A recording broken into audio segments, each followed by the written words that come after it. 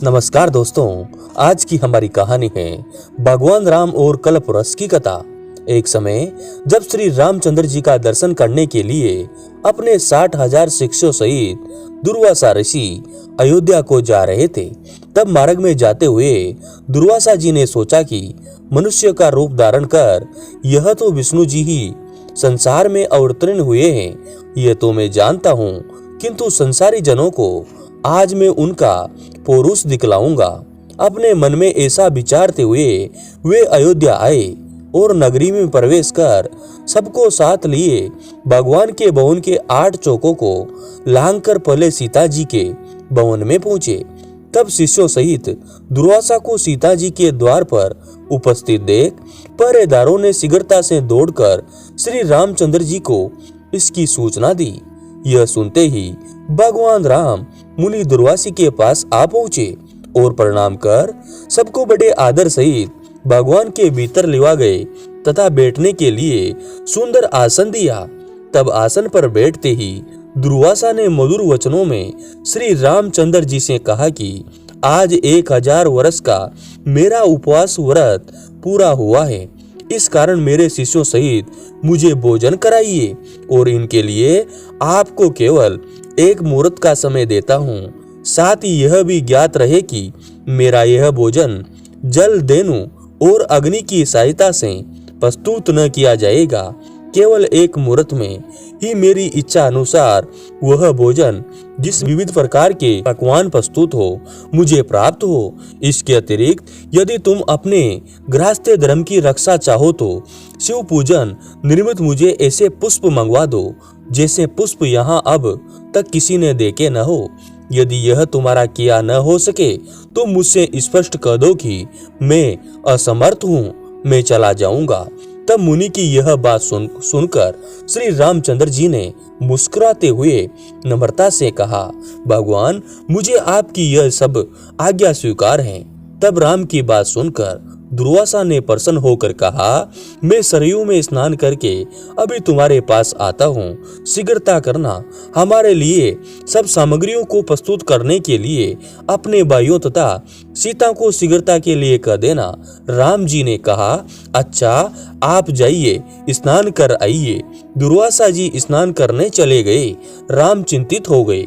लक्ष्मण आदि भ्राता जानकी सबके सब व्याकुल हो राम की ओर निर्मेष दृष्टि से देखने लगे कि मुनि ने तो इस प्रकार की सब अद्भुत वस्तुएं मांगी हैं, इनके लिए देखे कि अब भगवान क्या करते हैं, क्योंकि बिना अग्नि जल और बिना गौ के उनके लिए किस प्रकार से भोजन प्रस्तुत करते हैं।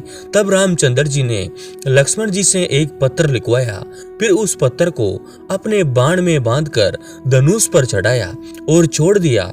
वह बाण वायु के वेग से उड़कर अमरावती में इंद्र की सुद्रमा नामक सभा में जाकर उनके सामने गिर पड़ा। उस बाण को देखकर इंद्र व्याकुल हो गए कि यह किसका बाण है। फिर उठाकर तो देखा तो उस पर राम का नाम अंकित था।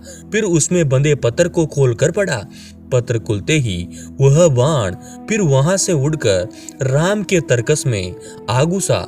उधर इंद्र ने उस पत्र को सभा में बैठे हुए सभी देवताओं को सुनाया। उसमें लिखा था, इंद्र स्वर्ग में सुखी रहो, मैं सर्वदा तुम्हारा स्मरण करता हूँ, परंतु तुम्हें एक आज्ञा देता हूँ। आज 1000 वर्ष के भूखे हुए दुर्वासा मुनि अपने 60,000 शिष्यों के साथ मेरे यहाँ आए हैं। वे ऐसा भोजन चाहते हैं जो गौ जल अथवा अग्नि के द्वारा सिद्ध न किया जाए। इसके साथ ही उन्होंने शिव पूजन के लिए ऐसे पुष्प मांगे हैं जिन्हें कि अब तक मनुष्य ने न देखा हो। मैंने उनकी यह मांग स्वीकार कर ली। वे सरयू में स्नान करने गए हैं, इसलिए तुम शीघ्र ही कल्पवृक्ष और परिजात जो क्षीर सागर से निकलते हैं क्षण मात्र में मेरे पास भेज दो। इसके लिए रावण के सहारक मेरे बाणों की प्रतीक्षा मत करना। यह पत्र देवताओं को सुनाकर इंद्रदेव तत्क्षण उठ पड़े और कल्पवृक्ष तथा पारिजात को साथ ले देवताओं सहित विमान में बैठकर अयोध्या में आ पहुंचे। लक्ष्मण जी ने इंद्र का स्वागत किया। इंद्र ने श्री राम के पास पहुंचे। परिजात और कलप रस को राम को अर्पण किया। इतने ही में सरयू तट से दुर्वासा ने अपने एक शिष्य को राम के पास भेजा कि तुम जाकर देखो कि राम इस समय क्या कर रहे हैं। मैंने तो आज्ञा दी है, उसके अनुसार कुछ अन्न अब तक बना है कि नहीं, अब तक वैसे ही चिंता मगन हैं या कुछ कर रहे हैं। यदि मेरी आज्ञा अनुसार पकवान प्रस्तुत कर रहे हैं तो अब तक कितनी सामग्री तैयार है, यह सब तुम चुपके से देखकर मेरे पास आओ। तब जो आज्ञा। ऐसा कहकर वह शिष्य राम के भवन में आया।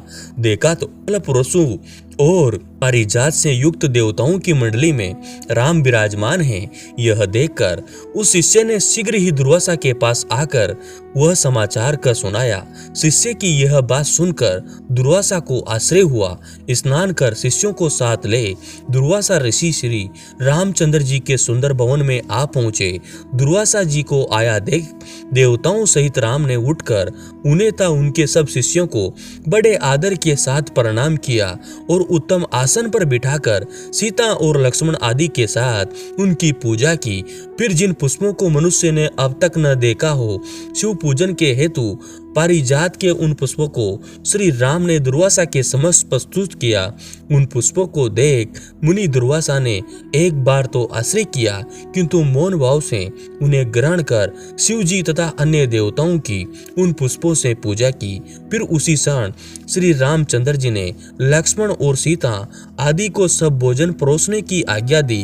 तब दिव्य अलंकारों से विभूषित सीता ने कलप रस और पारिजात की पूजा कर उनके पात्रों को लेकर उनके नीचे रख दिया और वह प्रार्थना करती हुई इस प्रकार बोली कि हे क्षीर सागर से उत्पन्न होने तथा देवताओं के मनोरथों को पूर्ण करने वाले कलपरस, आज शिष्यों सहित हमारे यहाँ आए हुए दुर्वासा को तुम संतुष्ट कर दो।